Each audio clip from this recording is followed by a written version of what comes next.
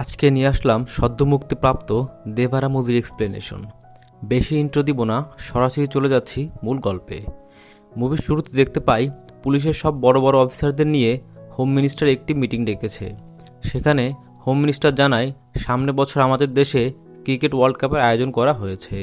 আমরা গোপন সংবাদের ভিত্তিতে জানতে পেরেছি সেই আয়োজনে দয়া ও তার ভাই ইয়াথি মিলে বড় একটি বোম ব্লাস্টের পরিকল্পনা করেছে। তাই আমাদেরকে যেভাবেই হোক দয়া এবং ইয়াথিকে গ্রেপ্তার করতে হবে। ইয়াথিকে গ্রেপ্তার করার জন্য শিবামকে দায়িত্ব দেওয়া হয়। শিবাম কয়েকজন পুলিশকে নিয়ে তাদের একটি গ্রুপ বানায়। সেখানে তারা ভাবতেছিল তাদেরকে কিভাবে ধরা যাবে, কারণ তাদের কাছে এখন ইয়াথির কোনো তথ্য নেই। তখন একজন জানায় ইয়াথির গ্রুপের একজন মেম্বার, যার নাম হলো রেবেল, সে প্রতিদিন তার গার্লফ্রেন্ডের সাথে দেখা করতে আসে। তাকে ধরতে পারলে আমরা অনেক তথ্য পাবো। তারপর তারা প্ল্যান করে ইয়াথির গ্রুপের রেবেলকে ধরে নিয়ে আসে। সেখানে রেবেলকে মারধর করলে জানা যায় তামিলনাড়ুর সীমান্তের কাছে রত্নগিরি নামে একটা জায়গা আছে।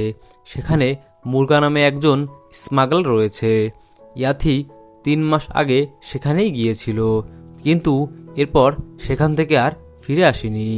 এখন সে কোথায় আছে রেবেল সেটা জানে না। তাই শিবাম মুরগার সাথে দেখা করতে সেই এলাকার ডিসিপি তুলসীর সাথে দেখা করে।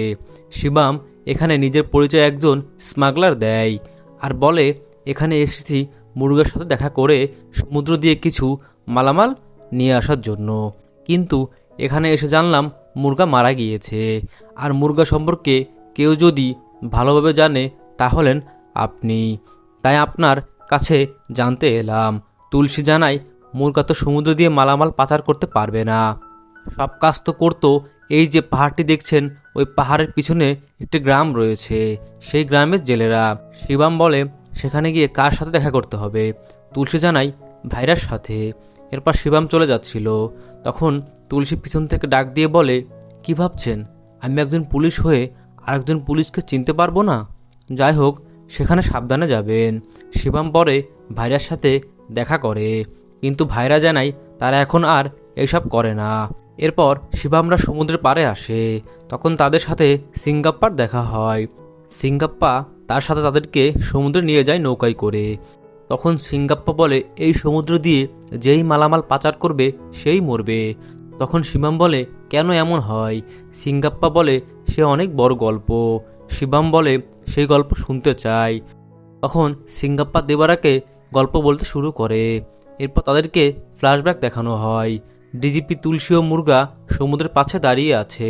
তখন ডিজিপি মুরগাকে বলে তুমি এত চিন্তা করছো কেন?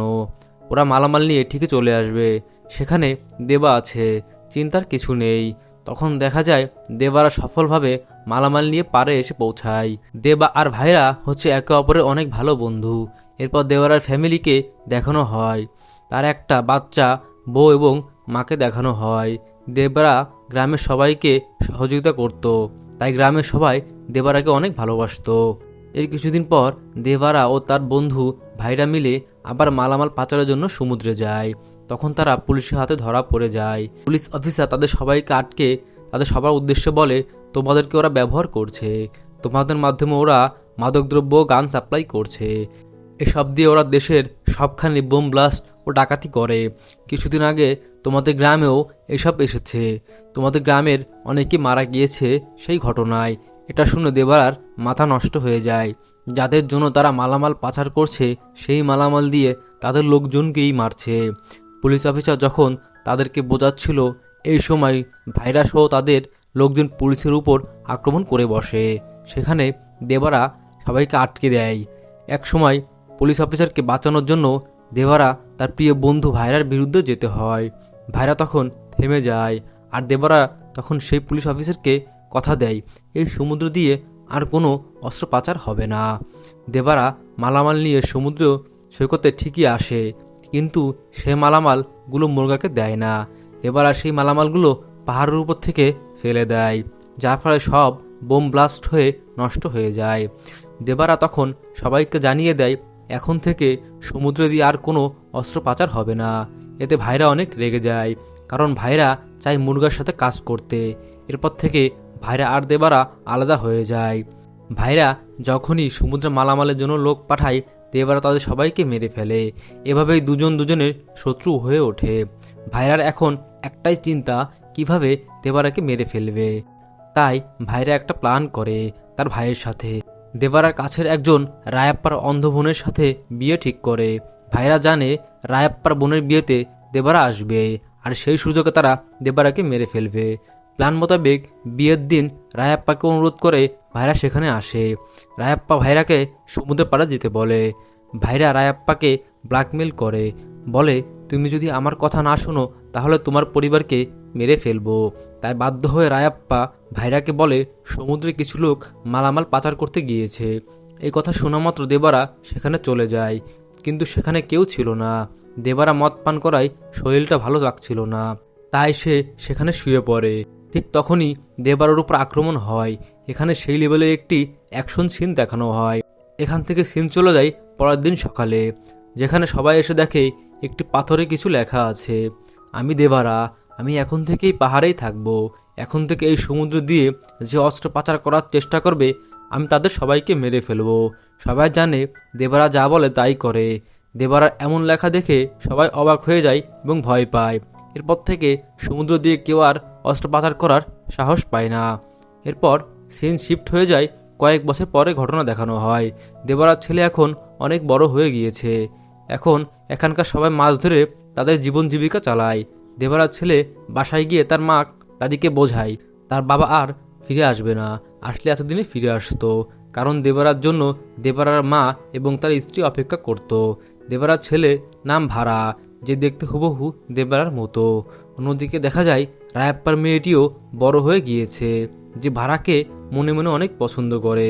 হঠাৎ একদিন দেবারা তার মায়ের সাথে দেখা করতে আসে। ভাইরা রুমে যেতেই দেবারা ঘর থেকে বের হয়ে যায়। তখন ভাইরার লোকেরা দেবারাকে ধরার অনেক চেষ্টা করে, কিন্তু তারা ব্যর্থ হয়।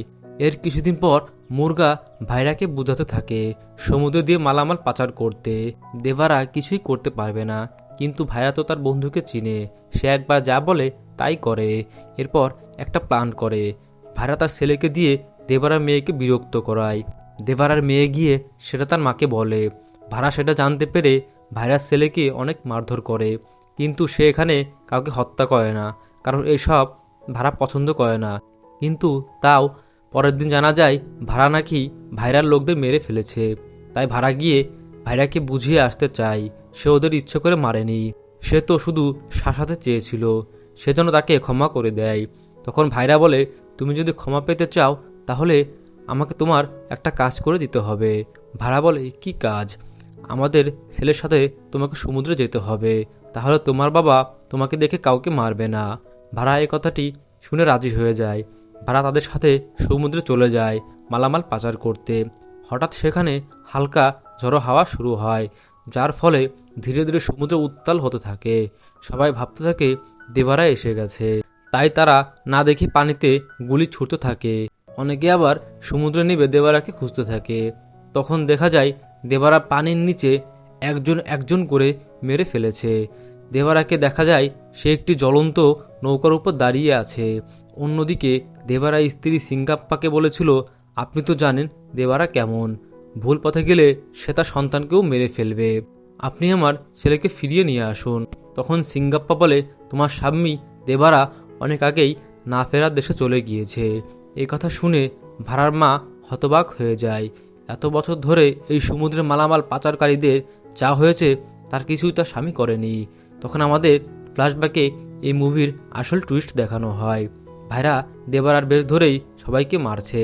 তখন আমাদের দেখানো হয় সেদিন ভাড়াই দেবারার বেশ ধরে দাদির সাথে দেখা করতে এসেছিল। সিঙ্গাপ্পা বলে, ভাড়ার কিছুই হবে না, সে সবাইকে মেরে ফেলবে। এরপর দেখা যায় ভাড়া সবাইকে মেরে পারে আসে। তখন সেখানে সিঙ্গাপ্পাও ছিল।